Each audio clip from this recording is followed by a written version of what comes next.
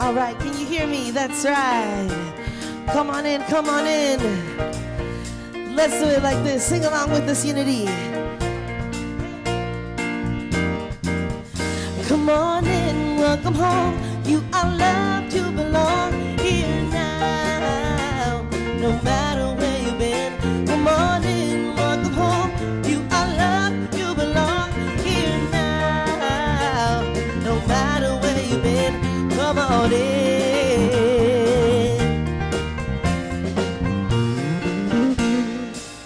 That's right. Come on in, everybody. Good morning, good morning. Welcome. Sing it. Everybody, get up on your feet. See the light in everybody you meet. Everybody, get up on your feet. See the light in everybody you meet. Let us be reminded of who we've come to be. We are love, we are one big family. Hey, hey, yeah, yeah, come on. Hey, hey, hey, yeah, yeah. Let us make a joyful sound. Here we stand on holy ground. Let us make a joyful sound. Here we stand on holy ground. Let us make a joyful sound. Hey, hey, hey. Everybody, get up on your feet. See the light in everybody you meet. Hey, hey, yeah, yeah. Come on. Hey, hey, hey. What? That's right. Good morning. Good morning, Unity. How are you all doing today? Oh, so today is a day all about spiritual healing. All about spiritual healing. And thank you, Spirit. I was sick as a dog all week. I was sick as a dog all week. Rita knows. I was on the phone with her on Wednesday, and I almost couldn't speak at all. I had a cough so bad, I had laryngitis. And I said, you know what? I cannot be doing a talk on spiritual healing and call out because I couldn't heal in time. So I did the work. I did my spiritual work. I prayed to recenter myself.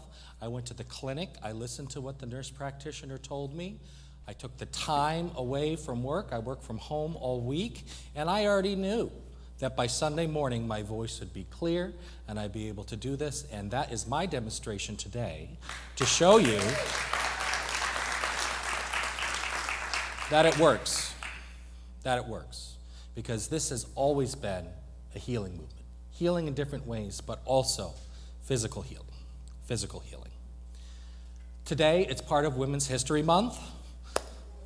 And one of the things that we're going to do today is actually talk about the history of why this has been a healing movement. And I'm going to highlight, two of the people I'm going to highlight are some of the women you may not have heard of who really, really shaped this movement from the beginning. And we're still living in the legacy of their spiritual wisdom, because New Thought, really from the very beginning, has been a women's movement, a women's spiritual movement. You know about Myrtle, but there's also people like Emma Curtis Hopkins. There's people like Divine Science. All the ministers that started Divine Science were women. Emily Cady, one of the first writers in Unity, were women. So this really is the legacy of women's spirituality, women's spiritual wisdom coming into our interfaith, our spiritual lineage, and we're so grateful for that because they brought us here, a more healing, healthy, inclusive religion than what a lot of us grew up with. So we're grateful for that today. So today's affirmation, it's all about healing. It's all about healing. If you got your bulletin here, or we have it up on the screen when we get a minute. Today's affirmation is, I now dwell in the consciousness of health, and my body reflects the harmony of my soul. Will you please know that together with me? I now dwell in the consciousness of health, and my body reflects the harmony of my soul. Would you please join me in the spirit of prayer? As we join in fellowship and friendship at our Unity Center, this is a time of peace and a time of healing. We know that the indwelling Spirit is always in us as life, all of the life we need and more. It's been animating us our whole lives. Any ache and pain, any physical ailment we have, the power of life is more powerful. We see divine order at work with the power of life, bringing everything that needs to be healed right back into a place of perfect peace, perfect harmony. We also bring this healing power into our relationships and friendships, into our community and the world. We need some healing now. We need peace instead of conflict. We need joy instead of sorrow. And we need to share the love with everyone we meet. We're grateful today for the opportunity to do this, and to be a part of a community that gives us the motivation to go out and be the spiritual light in the world. And so it is.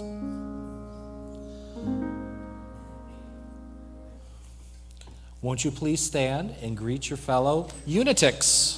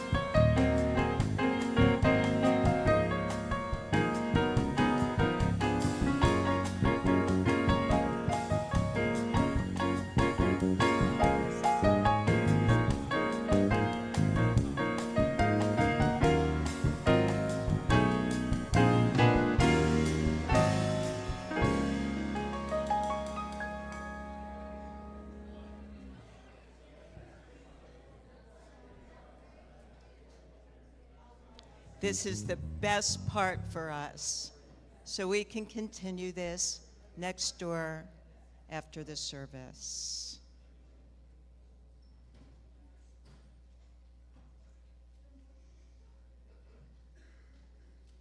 Good morning, everybody. My name is Bobby Newman, and I want to welcome you all here today. Are there any first-timers today? There's someone two people in the back, and someone over here. So welcome, and take these cards next door to the bookstore after the service. There's another one. After the service, and you will get some information and a gift from Diane, who's walking in late, who runs our bookstore.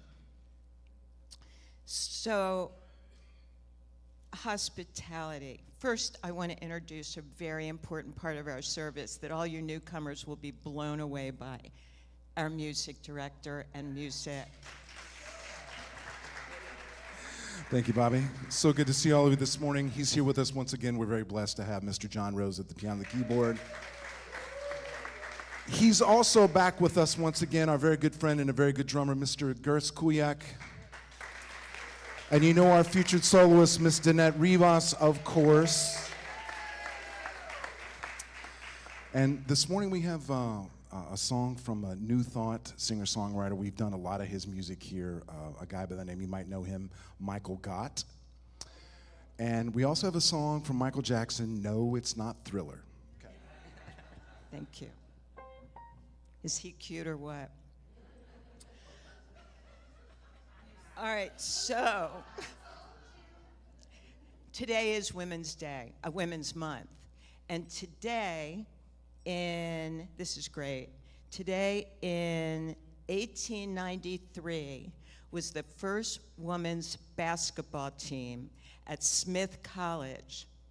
And it was the score was 5-4, seniors against juniors in 2 halves of 15 minutes. 5-4, and no men were allowed. So that's how we started. I guess, or half point or something. I don't know. Or they were just learning and just didn't make it very often. Something like that. Also on this day, 1972 is when the ERA was the equal opportunity was passed by Congress, but was not passed by many states. It was not ratified by many states. So we're still working on it. So women unite. All right. Our hospitality team. We had a very successful, what was it called? Americosmos on Monday night. And I really want to acknowledge the people that made it happen. Joey, stand up a minute.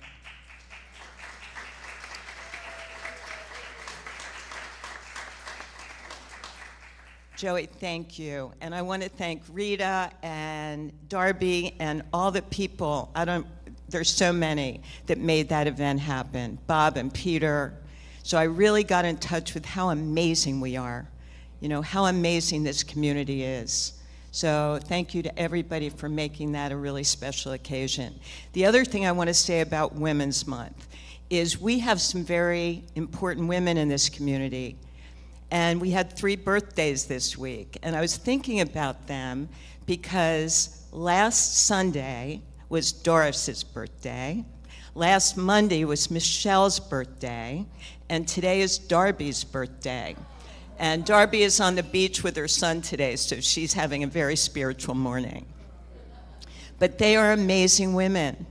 And we have so many that have made such a difference in this community. So thank you guys, and we celebrate you. All right, next door, hospitality. Funnel out to the Friendship Hall. There will be wonderful snacks and cakes and key lime pie and all of that. And Jim Dolan, thank you to you and your team for making that so special for us. Unity Bookstore. Unity Bookstore is a really special place here too. It's right across over there. And just stop in. There's many beautiful gifts there, and it's open from 12 to 1, so visit our bookstore. Tomorrow is our book club. So the book this month is called Chasing Windmills, and it's a wonderful book. So I hope if you haven't read it, you can go on chat and get a summary of it and join us on the book club tomorrow night. Register online if you haven't already.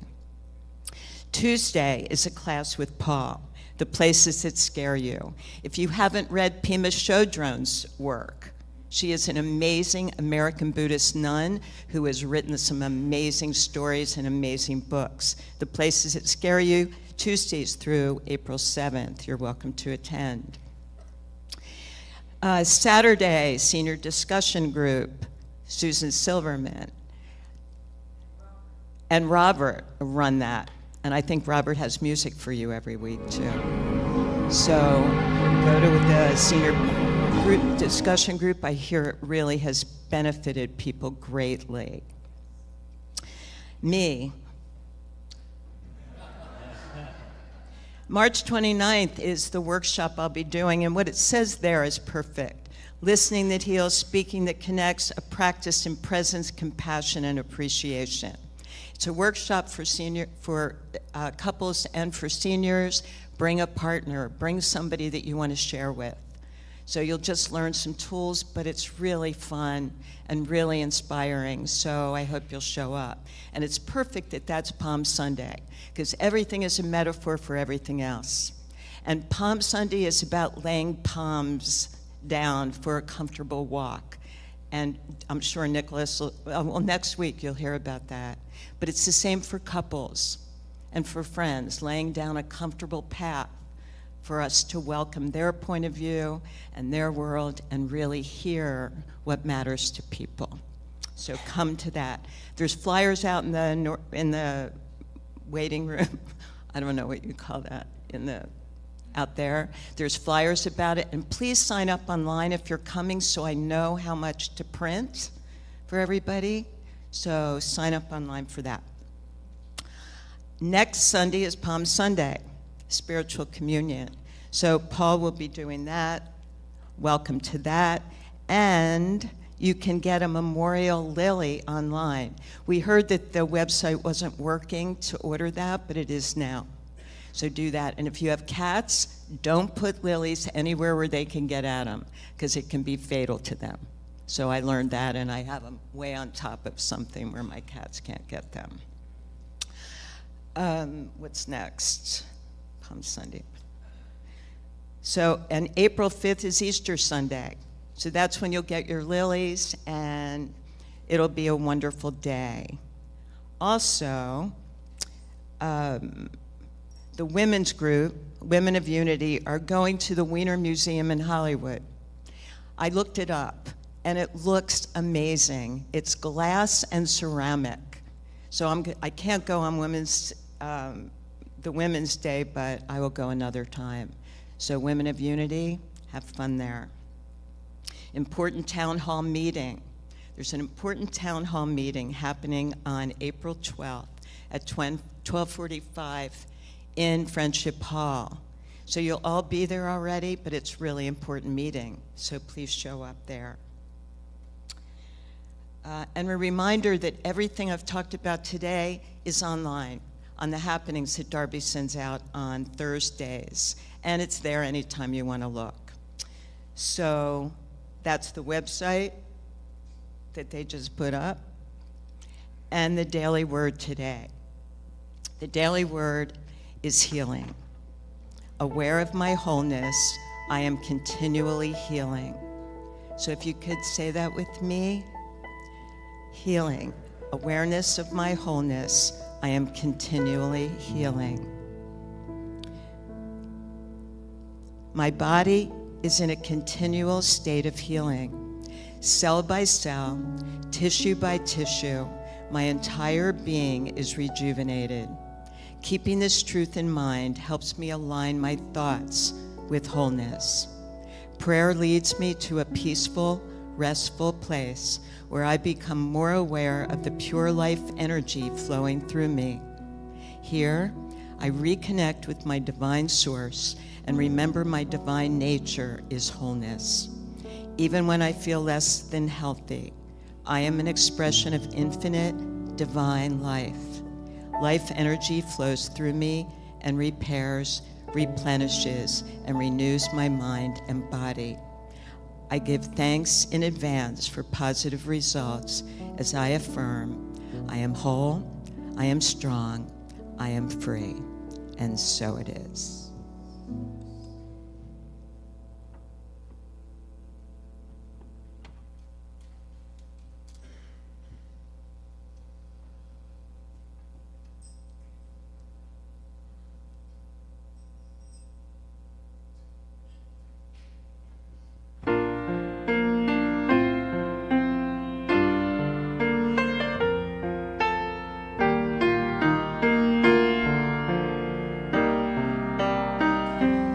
In this moment, in this place, I remember who I am, letting fear and worry fall away from me.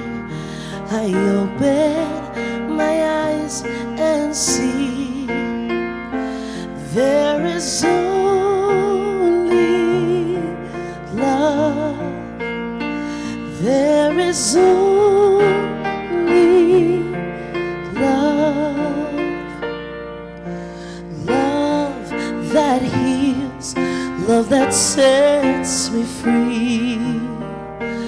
There is only love.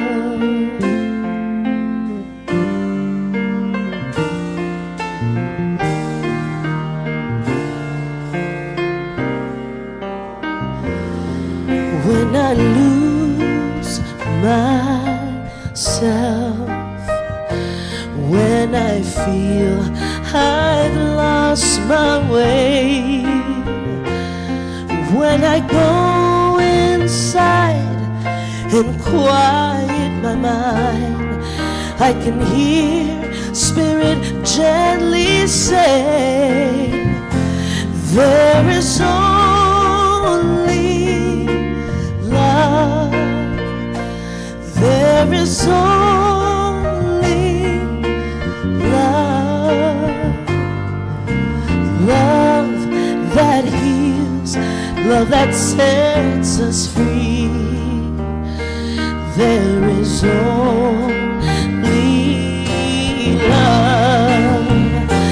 There is only love. There is only love. Love that heals, love that sets us free. There is only love. There is only love. There is only love. Love that heals, love that sets us free. There is only love. Love that heals, love that sets us free. There is only love.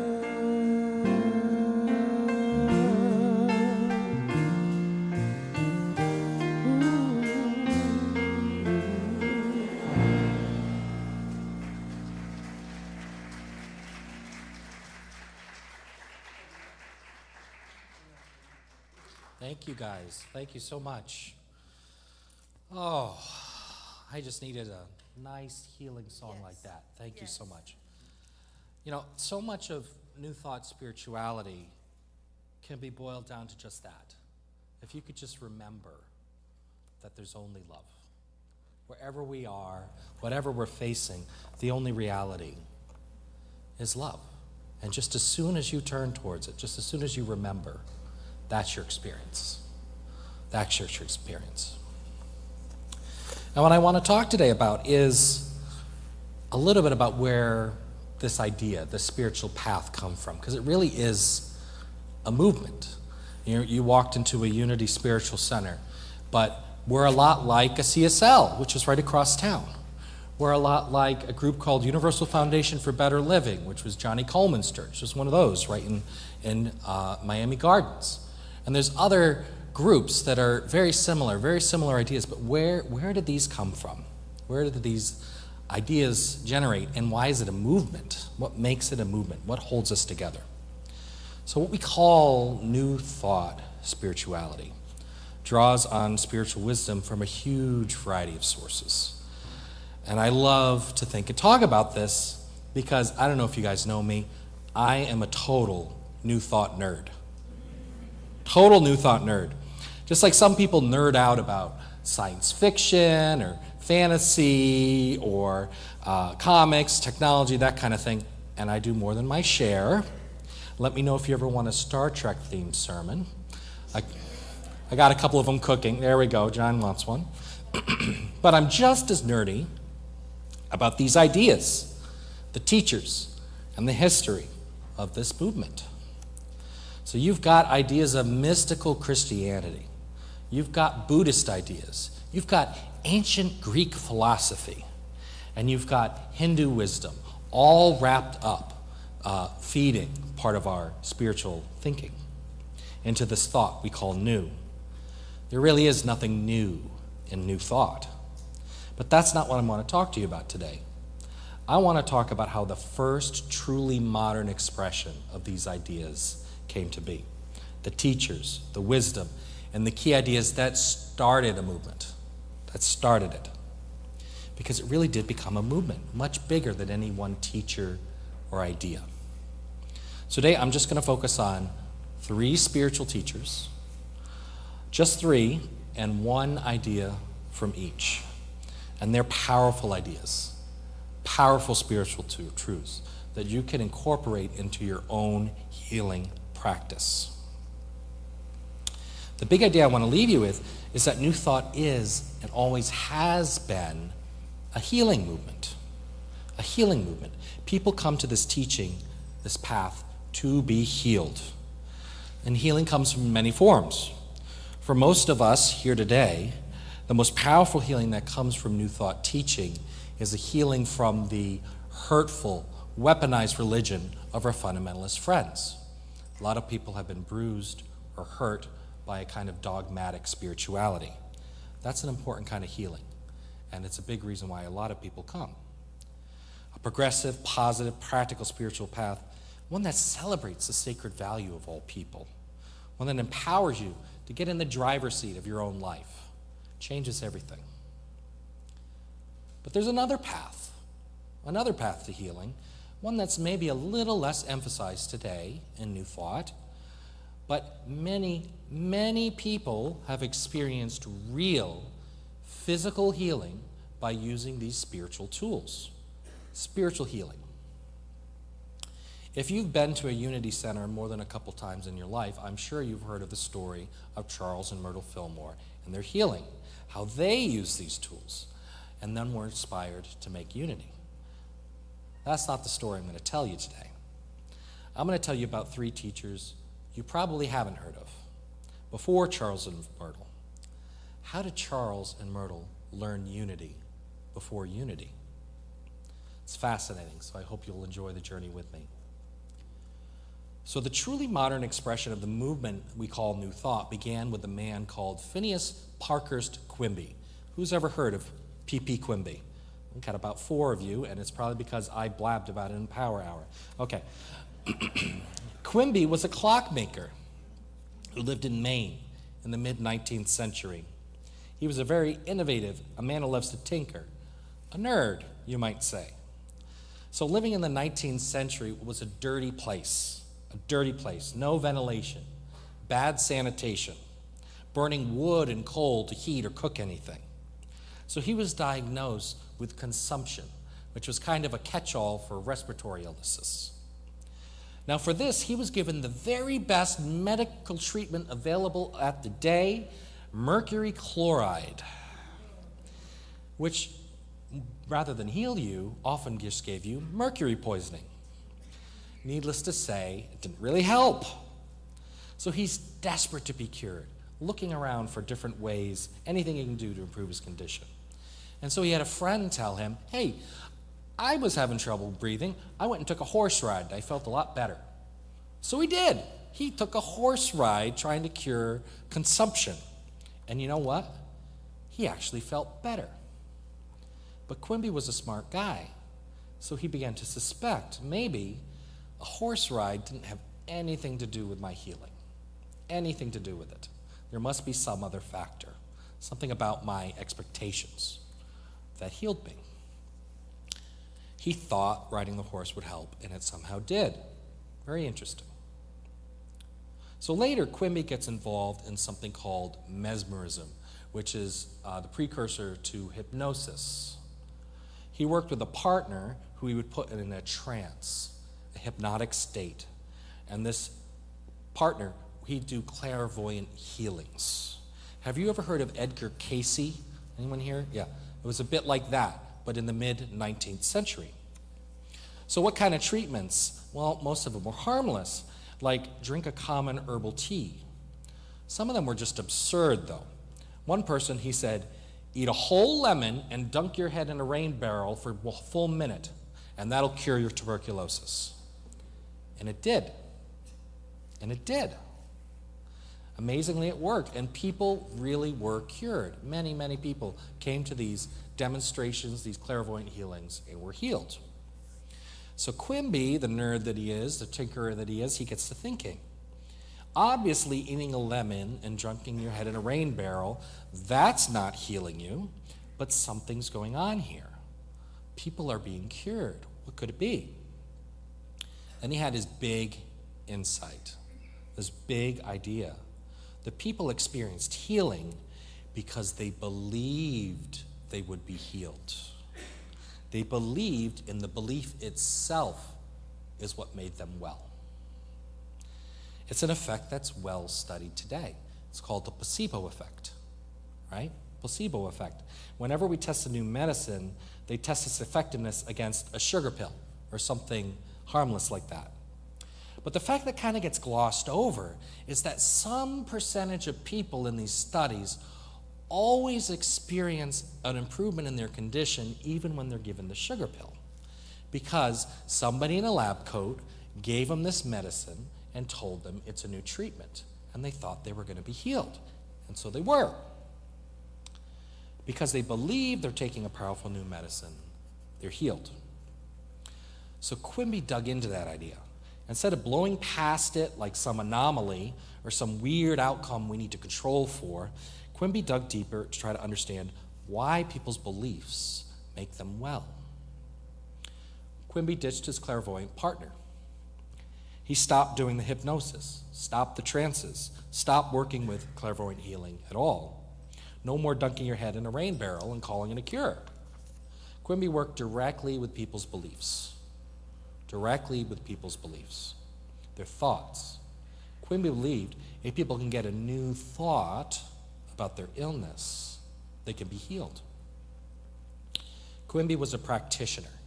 People came to him, and he sat with them and worked directly to change their beliefs. Here was his method. First, recognize that the cause of disease is often an error in belief. Somebody told you you should be sick, and you believe them. People always get worn out as they age. Everyone in my family had this disease, so I guess it's my turn. I must deserve to be sick because of some foolish thing I did when I was younger. Well, everyone around me getting sick, it's only a matter of time for me. And now that I have this illness, I guess this is my lot, and I'm stuck with it. All of those are error beliefs. All of those ideas, they have no basis in truth. To be healed, you must systemically challenge them. Challenge those ideas in your own beliefs about them. Change them. Second step, go to the silence. So sit in silence with the patient and be open to spiritual inspiration. This is what Quimby did. Completely receptive. Quimby was tuning into that divine flow, tuning into the patient's own beliefs. He was trying to find the specific error they were facing and relying on his own intuition. You can go in the silence too and directly tap into that spiritual wisdom. There's nothing unique about Quimby here. We're all a part of that same spiritual connection. And the third, final step, healing through explanation. So once he understood that error belief, Quimby would give a positive argument for the truth. He found that patients often had some deeply rooted fear or superstition. Maybe their religious beliefs were holding them back and were the cause. Remember, it's a very conservative time. We were one step away from Puritanism. Quimby would speak the truth about a God of wisdom, a God of love that was working right here and now, and help to shift their beliefs.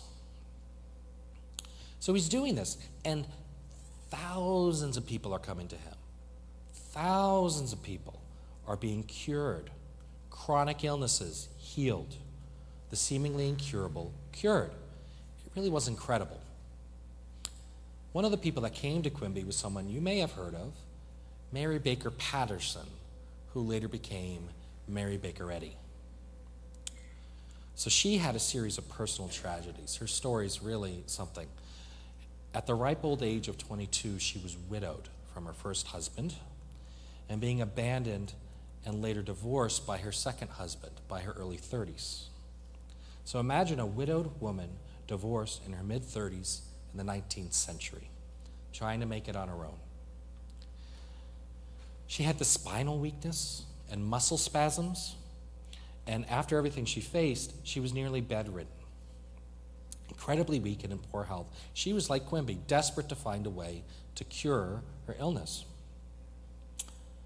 So she found Quimby and found the means to go and visit him. And less than a week of working with Quimby for daily spiritual treatments, remember these sit with you and intuition, challenge the bad beliefs at the core, she was completely healed and could walk. So there's a story that first from being too feeble to walk when she met Quimby, within a week she's climbed the 192 steps of the Portland, Maine City Hall unaided.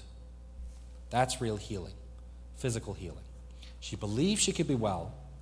Quimby, the practitioner, helped her realize this, and she was healed. So she came to Quimby's inner circle and worked with this healing ministry for years. They were quite close. But the problem started again for Eddy when Quimby died in the 1860s. A few months after his passing, Eddy had a slip and a fall on the ice, winter in New England. She found herself bedridden again, unable to walk again. Back where she started before her spiritual healing, only now there's no Quimby, no practitioner to turn to heal. So what she did is she picked up her Bible at random. Have you ever done this?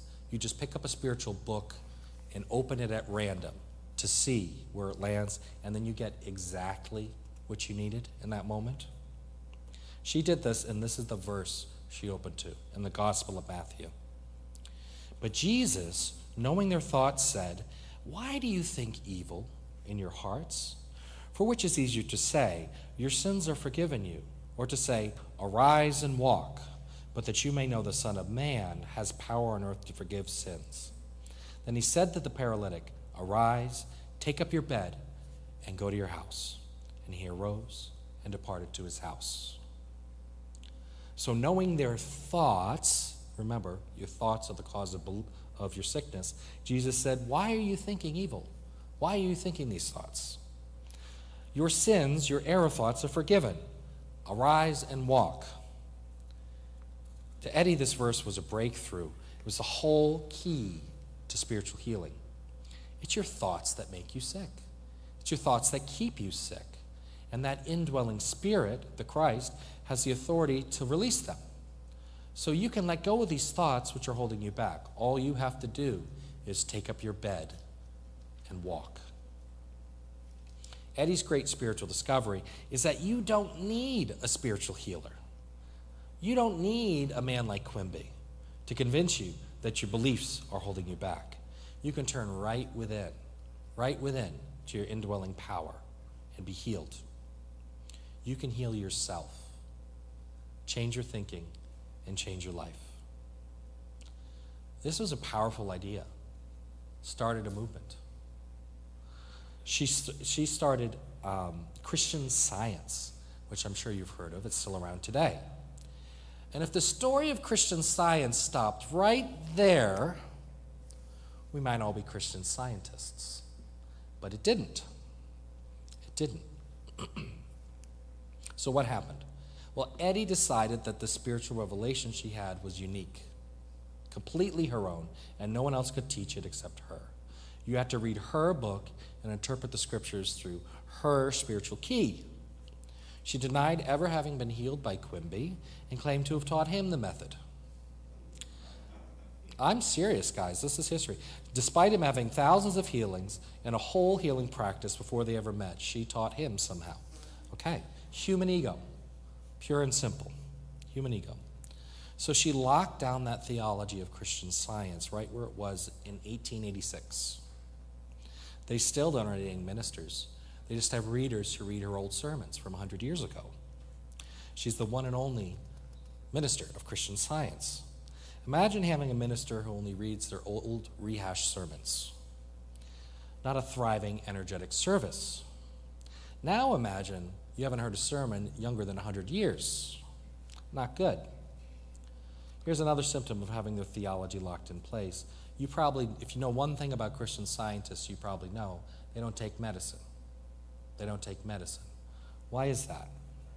Remember, they locked their thinking down in 1886. Back then, this was before the FDA. Anyone could sell you a medicine, and you had no idea what was in it. Remember, Quimby got mercury poisoning by taking the best medicine available. They'd give you cocaine and call it a cough syrup. I don't know how effective it was, but there you are. Doctors would sometimes prescribe you cigarettes. Some of those cigarettes had asbestos filters. I can breathe easier already. And this was also before germ theory. They didn't even wash their hands before surgery because a gentleman's hands were always clean. It was always men who were doctors. Nurses washed their hands, the women washed their hands, but the men somehow didn't think they needed to do it. Needless to say, Eddie wasn't exactly wrong about avoiding medicine in the 1880s. You probably were better off avoiding it and doing the inner spiritual work exclusively. But like I said, she locked it down. It's an ideology frozen in time. And as time passed and medical science got better, it became more and more obsolete. So we're grateful to Eddie for her realization and her discovery that you have the power to heal yourself. But we're going to need to move on to our last teacher to see how this healing movement turned into new thought that we know today. Emma Curtis Hopkins. Emma Curtis Hopkins. So she first learned about Christian Science at a lecture from Mary Baker Eddy. Hopkins had chronic respiratory issues. Remember the poor sanitation, bad ventilation in those old New England houses. When she heard the lecture for spiritual healing, she tried the principle herself, and that day was healed and never had respiratory or breathing issues. Again, immediate healing as soon as she applied the principle. So she worked very closely with Eddie for years, first as one of her students, then as the first editor of the Christian Science Journal. She helped spread the news of Christian Science far and wide, until one day Eddie caught her doing something unforgivable. Unforgivable. She caught her reading other spiritual teachers and preparing an article for the journal. It was going to be all about the wisdom of spiritual teachings from around the world. Blasphemy. Remember, Eddie thought she had a complete and total revelation of spiritual truth. What business does Hopkins has studying these other spiritual teachings? And this was supposed to be a Christian science. What business do we have studying the spiritual wisdom of Hinduism or Buddhism or anything like that? So she fired her and literally locked her out of her dormitory. So this lockdown, limited expression of spirituality was never going to work for Hopkins. Hopkins was a school teacher, and she loved the classics. She knew her Shakespeare and her Plato, her Latin and her Greek, and she read far and wide, always curious, always exploring, always wanting to know more and more spiritual wisdom. So Hopkins set out on her own. She moved to Chicago, and she started her own seminary. And then she went down to single-handedly start the New Thought movement, that as we know it today. Hopkins never founded a church. She never wanted a denomination. She just wanted to teach spiritual truth. She wanted to empower people to go forth and do their own spiritual work, make it their own, keep exploring. And her teachings changed over time. Her earliest writings were a few steps away from Christian Science, but her later writings were highly mystical. They drew from wisdom from around the world, all kinds of spiritual teachings. She synthesized 12 key spiritual lessons and taught various versions of this for her whole career. And teach she did. She's known as the teacher of teachers, because every founder of a New Thought group, every early leader in New Thought learned from Hopkins. Emily Cady, who wrote Lessons in Truth, was one of her students. So did Nona Brooks, Melinda Kramer, who founded Divine Science, another New Thought group. Ernest Holmes was one of her last students, and then he went on to write The Science of Mind after he learned from Hopkins. Charles and Myrtle Fillmore studied with her. They actually studied and became ministers under Hopkins. So who made Charles Fillmore a minister? Emma Curtis Hopkins ordained him. Hopkins had an immense impact, a profound one, and she never wanted to lock the truth down, but let it grow and change and evolve organically. She sought far and wide for spiritual inspiration. She kept revising her views, and as time went on, she inspired others to go and share the spiritual truth, to go and change the world. So my friends, the journey we've been on today, as I've shared this history with you, it's a journey of our movement, of growth and evolution of these ideas over time. That's always how Spirit works. It always works in terms of somebody starts it, and the next person takes the ball and moves it a little further, and expands it a little more, and they go a little further and expand it a little more. You've got to stay open at the top. You've got to be open to growth and change and evolving over time. Phineas Parker Quimby taught us we can experience healing just as soon as we believe we can be healed.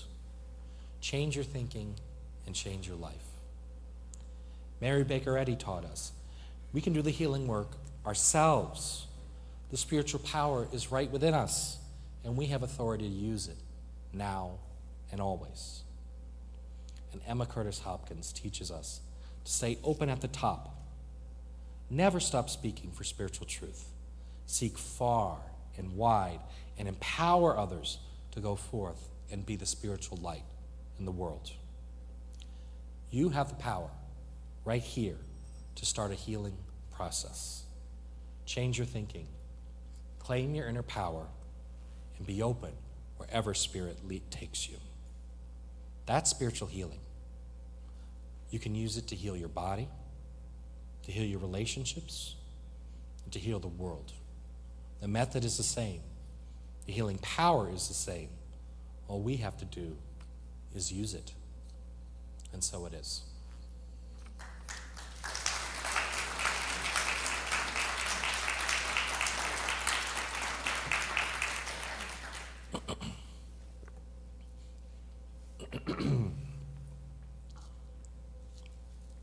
Now, this is a time in the service where we go from learning about spiritual ideas and wisdom to applying them, to using them right now.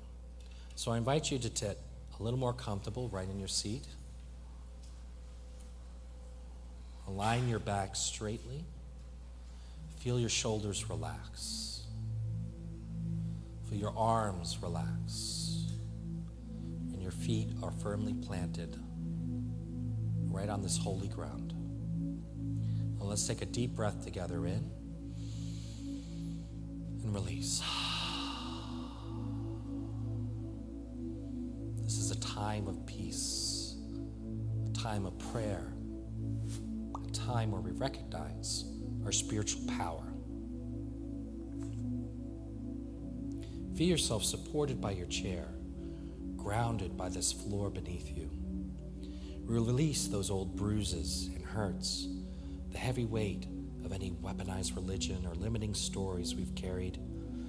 In this moment, there is only you and the divine flow.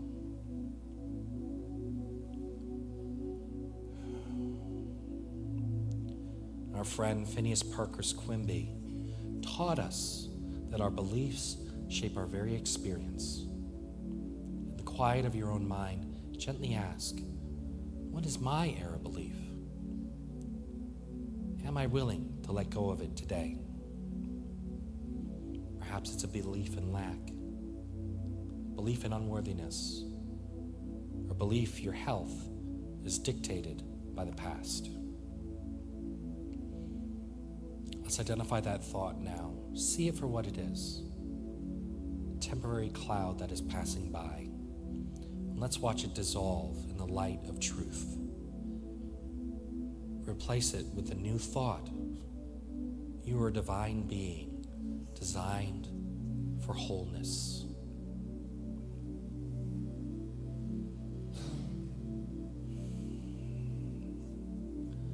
Mary Baker Eddy reminds us, we don't need to look outside for restoration. The same indwelling spirit that the Christ, Jesus the Christ, called upon is present in you right now. Visualize a light at the center of your being. That's your inner divine self, your Christ, your divine power. It says to every part of your life that feels paralyzed or stuck, arise and walk. Feel that strength raising up within you. You have the power to heal yourself because you are one with the source of all life.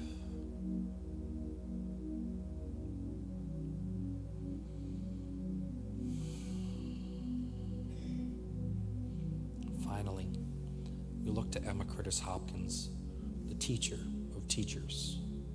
She invites us to remain open at the top. Imagine a crown on your head, opening to the limitless sky of spiritual inspiration. We're not frozen in old dogmas.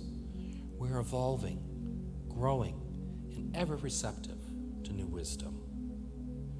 You are a healing light in the world. And as we enter the silence, simply sit in that openness. Let Spirit speak to you in the way only it can.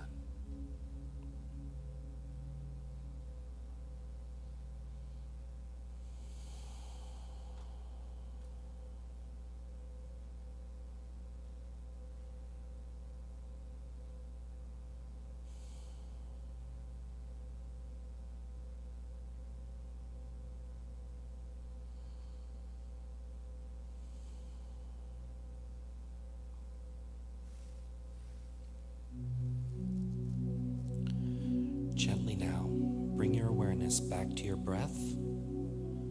Remember the big idea. New Thought is and always was a spiritual healing movement. And that lives in you right now. Whether you seek to heal your body, your relationships, or the world, the power is present. The method is clear, and you are ready. When you're ready, open your eyes, return to this space, carrying this truth with you. And so it is.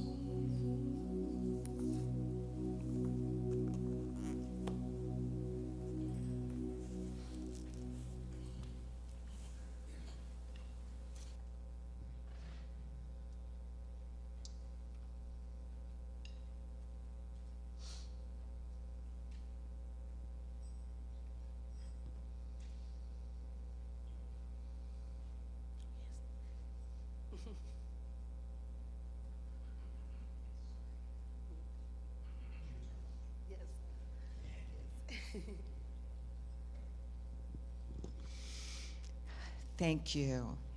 God, I learned so much. The word new thought, I just got it in a whole different way.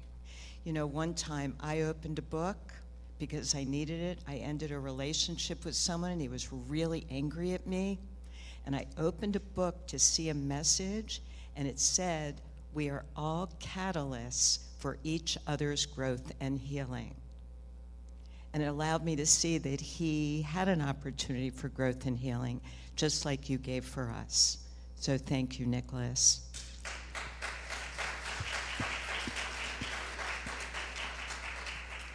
So now it's the time to give back. So we hear about tithing and giving to what gives us spiritual growth.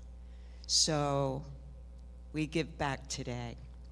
And everything that you give is an opportunity for us to thrive, because that's what it is for us to do with this. So if our guys would come forward. Thank you. Oh. The blessing over our donations, our contributions. Divine love through me blesses and multiplies all that I give and all that I receive, and so it is.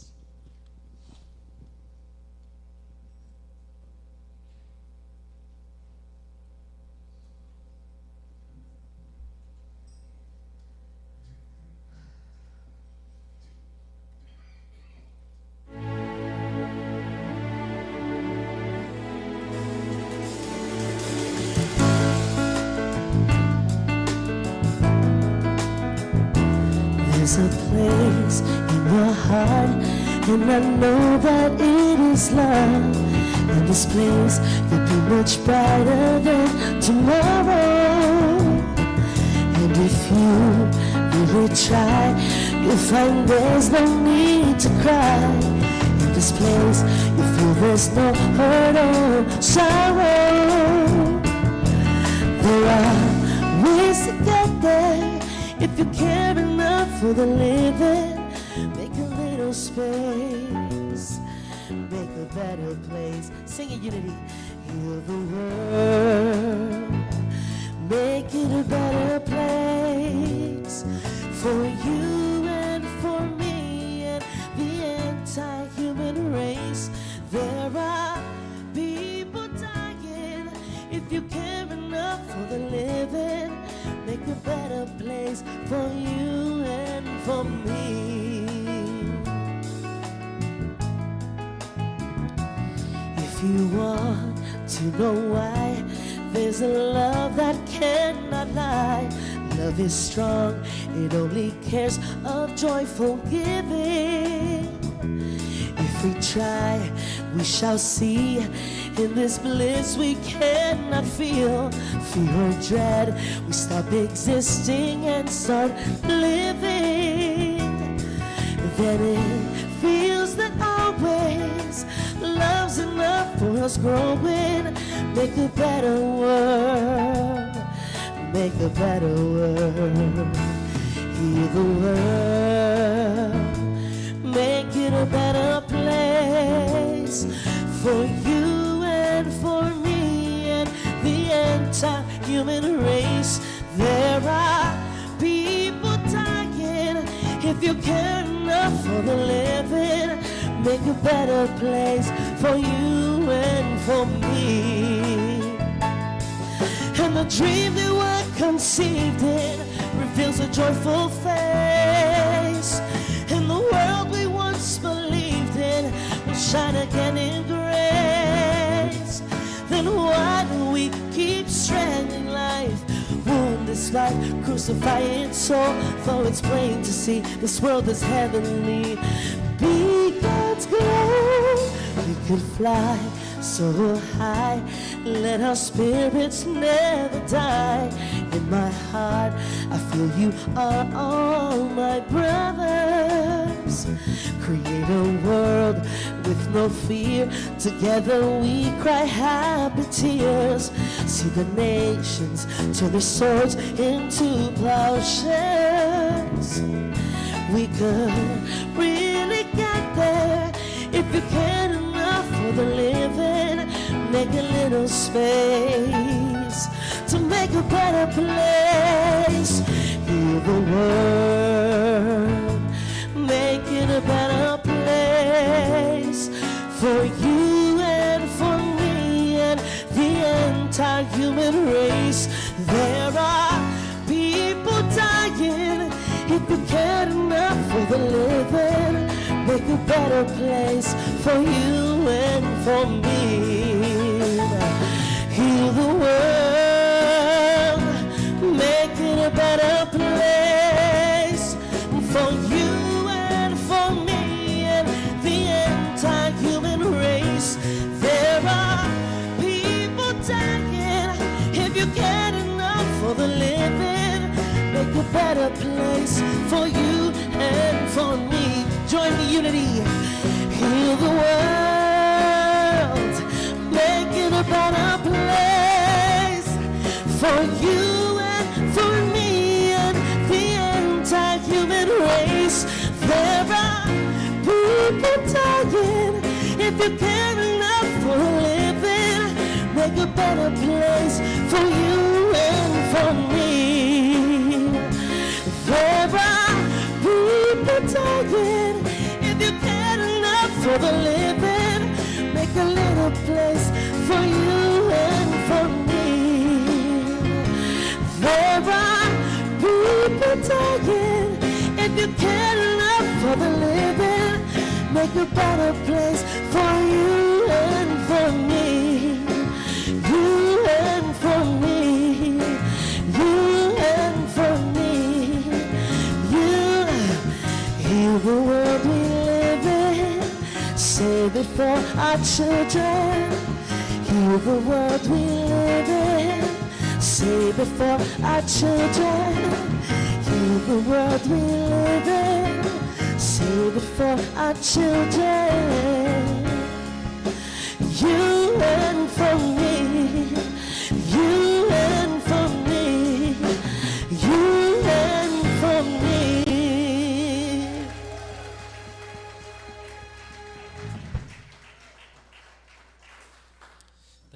Thank you guys so much. You know, that's the message here. Forget about everything I said. That's the message today. Because doing the spiritual work is healing the world. It starts from the inside out. We come here to get inspiration and share and learn from each other, and it's to inspire us to do the work that heals the world. So thank you all so much.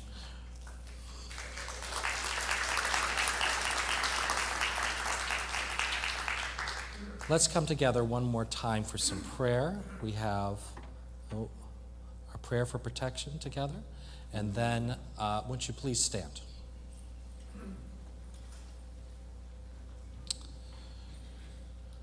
The light of God surrounds us. The love of God enfolds us. The power of God protects us. The presence of God watches over us.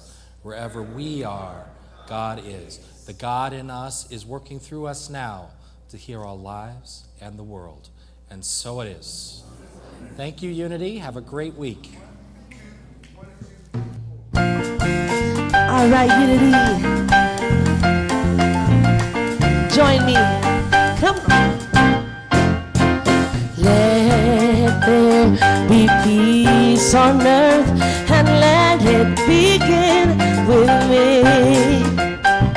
Let there be peace on earth, the peace that was meant to be. With God as creator, family are we. Let us walk with each other in perfect harmony. Let peace begin with me. Let this be the moment now.